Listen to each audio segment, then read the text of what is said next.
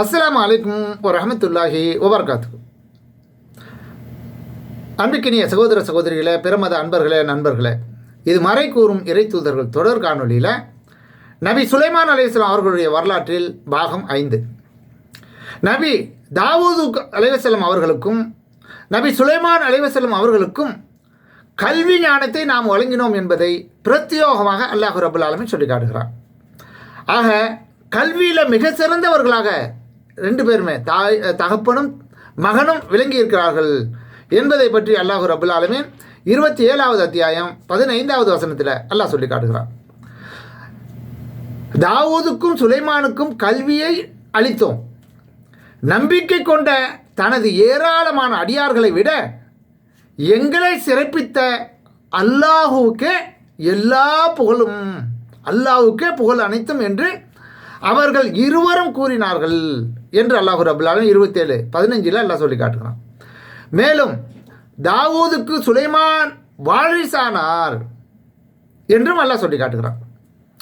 அதாவது நபி தாவூத் அலைஹிஸ்ஸலாம் அவர்களுக்கு சுலைமான் அலைஹிஸ்ஸலாம் அவர்கள் வாரிசானார்கள் என்ற ஒரு செய்தியை இங்கே அல்லாஹ் குறிப்பிடுகிறான். அதை தவிர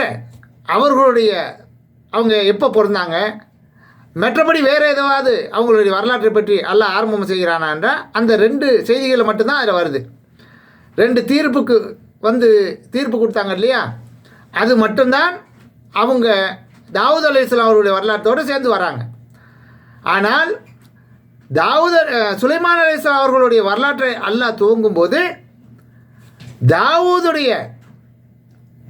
நபி தாவூத் அலைஹிஸ்ஸலாம் அவர்களுக்கு சுலைமான் வாரிசு ஆனார் என்று இங்கே அல்லாஹ் சொல்லி காட்டுகிறான். இப்போ வாரிசு ஆனார் என்றால் என்ன வாரிசாக ஆனார் என்பதை பற்றி இந்த சமுதாயம் தெளிவாக புரிந்து கொள்ள வேண்டும். ஏனென்றால் ஏராளமான அறிஞர்களுக்கு மத்தியில் இந்த வாரிசு சம்பந்தமான விஷயத்தை தப்பும் தவறுமாக விளங்கி இருக்கிறார்கள். வாரிசு என்றால் நபிமார்கள், அதாவது தாவூத் அலைஹிஸ்ஸலாம் அவர்கள் விட்டு சென்ற அந்த சொத்துகளுக்கு அவர் வாரிசானாரா என்றால் நிச்சயமாக இல்லை. அவர் வகித்த ஆட்சி பொறுப்புக்கு தான் இவங்க வாரிசாக வந்திருக்காங்க. அதாவது தாவூத் அலைஹிஸ்ஸலாம் அவர்களுக்கு பிறகு இவர்கள் ஆட்சி தலைவராக வந்திருக்கிறார்கள். இதை சரியாக நம்ம புரிந்து கொள்ளணும். அப்போ ஏன்னு கேட்டால் நபி ஸல்லல்லாஹு அலைஹி வஸல்லம் அவர்கள் சொன்னாங்க, நபிமார்களுடைய சொத்துக்களுக்கு யாரும் வாரிசாக முடியாது, அது அந்த நாட்டு மக்களை சேர்ந்தது என்று சொல்லிவிட்டார்கள். அதனால் இது வாரிசு